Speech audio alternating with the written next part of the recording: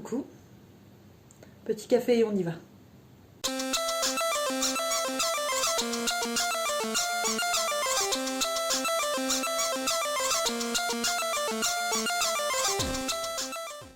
Mais dis donc, mais ça fait fort bien longtemps que j'ai pas fait de tag. Et j'adore les tags. Déjà parce que comme ça m'évite de trop réfléchir pour faire une vidéo où je dis des trucs intelligents et intéressants.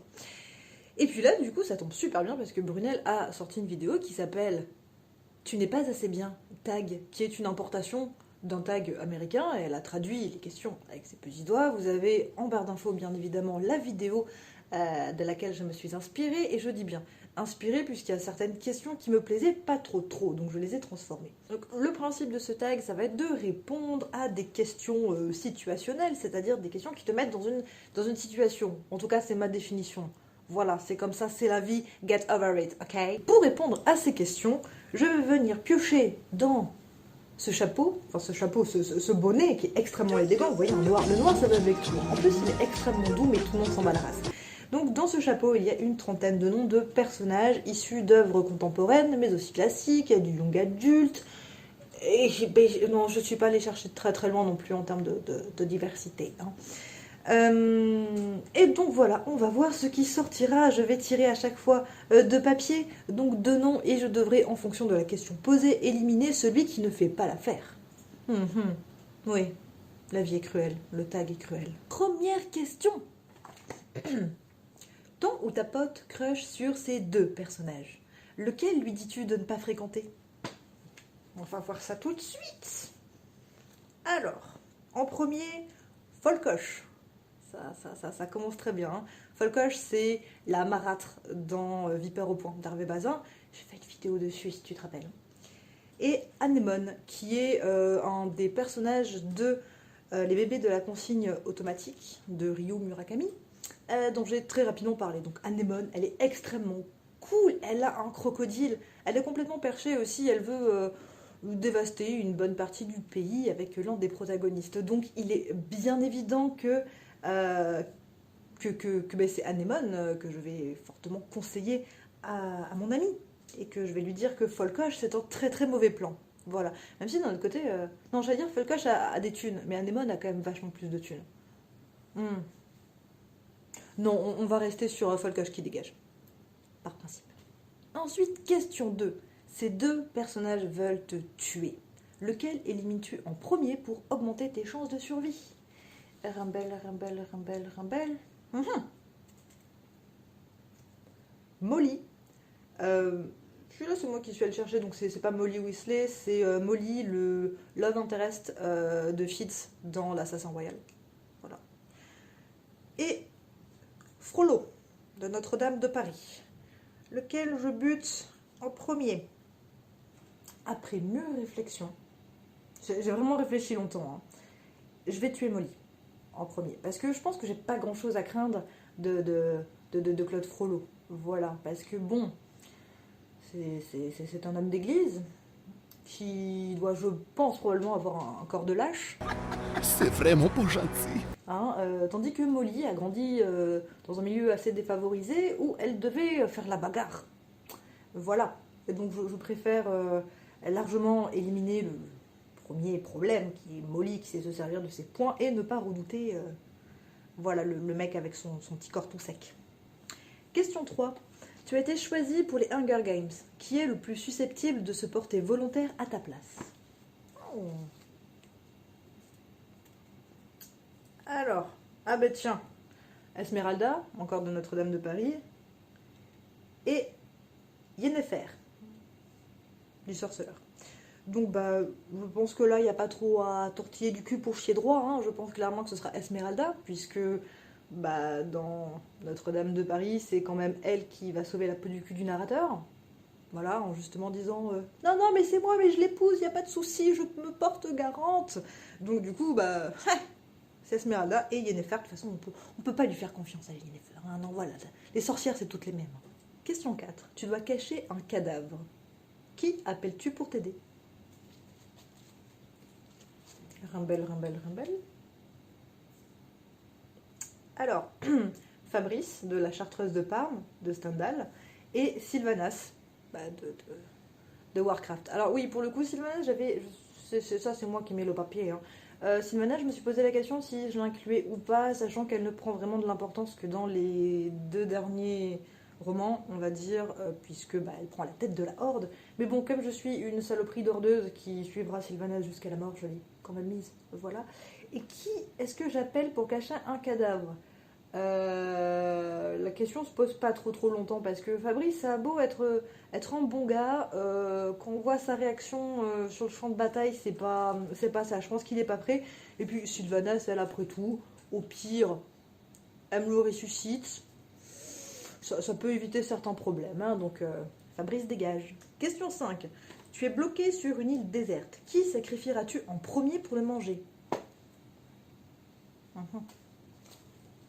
Très très bonne question, hein. Question de gourmet encore une fois. Hop, alors, Kevin, de la trilogie de l'Empire, bien évidemment, et Gwynplaine, du coup le personnage principal de L'Homme qui rit de Victor Hugo, qui est mon Victor Hugo préféré. Qui c'est que je bouffe? Je vais manger Kevin, voilà. Je vais juste manger Kevin parce que je l'aime pas, globalement, et qu'en plus, bon... il est censé être genre très grand et très costaud. Je sais bien que Gwynplaine, bon, c'est pas un avorton non plus, mais je préfère le garder pour qu'on se divertisse. Et puis c'est vraiment un bon gars, Gwynplaine, j'ai pas envie de le manger. On va manger Kevin. Question 6. Tu es la prochaine super-héroïne de Marvel ou de DC. Qui sera ton ou ta partenaire? Alors, Anna Karenine, du roman éponyme de Tolstoï, et Jacob, de l'échelle de Jacob, de Torcaskuk.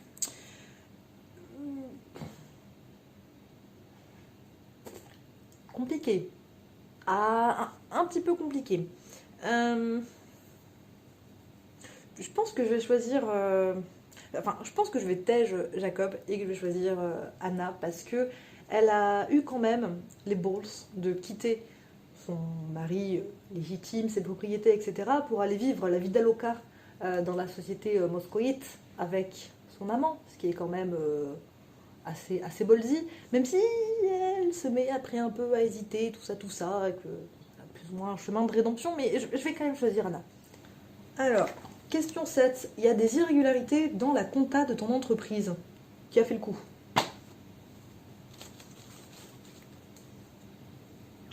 Je prends ce jeu très au sérieux. Hein. Alors, Peggy Sue, de Peggy Sue et les fantômes de Brussolo, et Yorick, le crâne dans Hamlet. Ouais, je l'ai mis parce que je trouve ça très drôle que le fossoyeur, il n'ait pas de nom, mais que Yorick, lui, il ait un nom. Et... qui a fait le coup? C'est Yorick. Je veux dire, le bouffon du roi mort depuis 70 ans, c'est clairement pour ça qu'il a été poutré. C'est qu'on ne pouvait pas lui faire confiance pour gérer des trucs. Hein. Non, Yorick, il a détourné l'argent. Prends l'argent, prends l'argent, prends l'argent. C'est le lycée. Qui fait partie de la clique des populaires?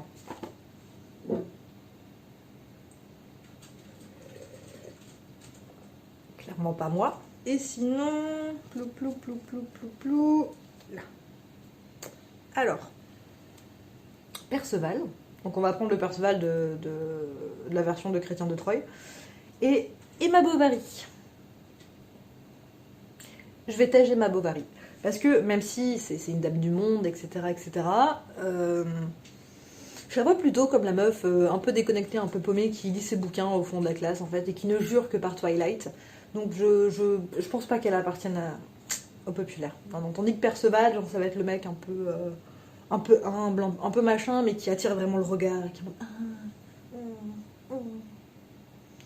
Genre limite quoi, le type est à ça de devenir un chanteur des bébés brunes.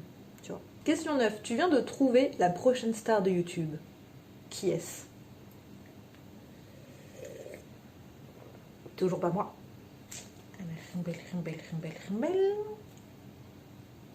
Thrall de Warcraft, hein, encore une fois. Et Heathcliff des Hauts de Hurlevent. La prochaine star de YouTube. Alors, entre le mec torturé et abandonné, tout ça, j'aime pas Heathcliff, je suis désolée. Et Thrall. On va partir sur Thrall parce qu'il a le côté charismatique, etc. etc. Alors peut-être pas forcément sur la blogo-beauté, hein, parce que je pense que c'est pas ouais, non. Je le vois bien dans la tech. Hello, IT. Have you tried turning it off and on again? Tu viens d'envoyer un message super important. Qui est le plus susceptible de te lâcher un vu?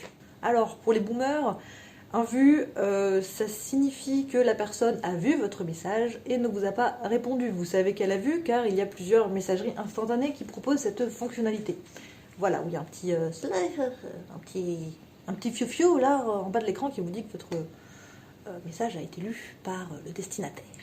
Qui va me lâcher un vu? Alors, non.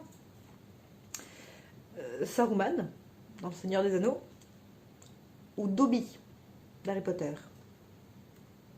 La personne qui va me lâcher un vu, c'est clairement Dobby. Voilà. Dobby, parce que... comment dire ça?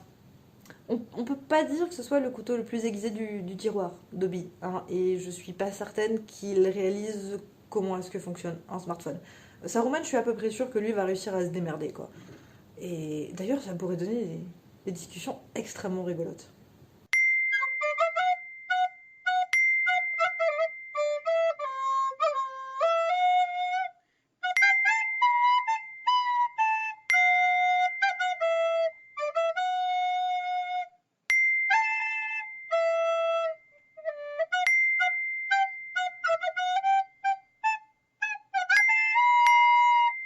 Oui, je t'entends, mais c'est non.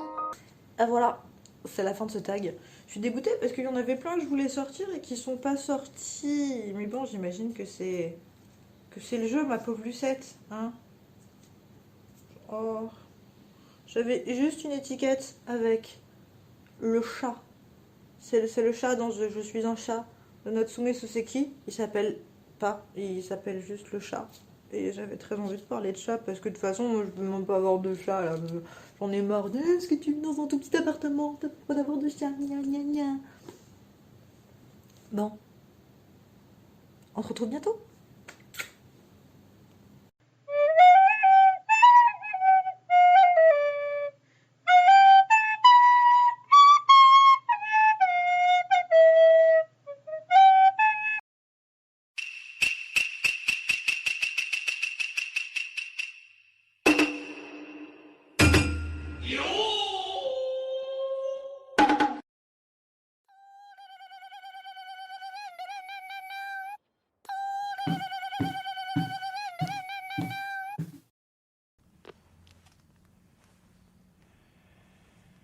J'ignore qui vous êtes. J'ignore ce que vous voulez. Si c'est une rançon que vous espérez, je vous dis tout de suite que je n'ai pas d'argent. Mais ce que j'ai en revanche, ce sont des compétences très particulières. Je les ai acquises au cours d'une très longue carrière, et elles feront de moi un véritable cauchemar pour vous.